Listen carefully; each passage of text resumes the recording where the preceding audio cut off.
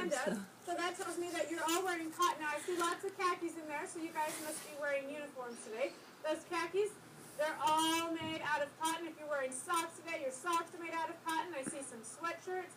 There's cotton in your sweatshirt. So it's good for us to know that there's cotton all around us all the time. So I want you guys to think now for a minute about where that cotton comes from. All right, so this is what's going to happen. There's going to be 3 different things that pop up on the screen here behind me. Now, when you see the first one, if you think that that's where cotton comes from, you can go ahead and raise your hand. But if you don't think so, you can wait for the second one. All right, and when you see the one that you believe to be correct, I want you to go ahead and raise your hand for me. So let's take a look at the first one now. How many of you think that cotton might come from a tree like this one? Raise your hand. How many of you think that cotton might come from an animal like this one here?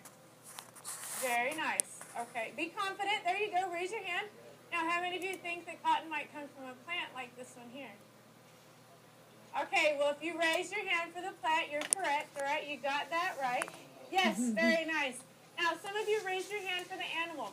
And I want to tell you that you're not too far off. Now, cotton is a natural fiber. It comes from plants, okay? Thanks, John. And we actually get a natural fiber from this animal. This is a sheep, right? And the natural fiber that comes from sheep is called wool. Now, we use wool for things like coats and blankets and scarves because it keeps us very warm. All right, so I want you guys to remember that. Cotton's a natural fiber, comes from a plant, and the natural fiber that we get from that animal is called wool. So we've decided, or you guys have told me, that cotton comes from a plant. And I want you guys to think about that cotton plant for a second.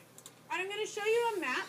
And you can see on this map, here's California where I am, but South Carolina's here too. And all of these places that you see are places that cotton is grown in the United States.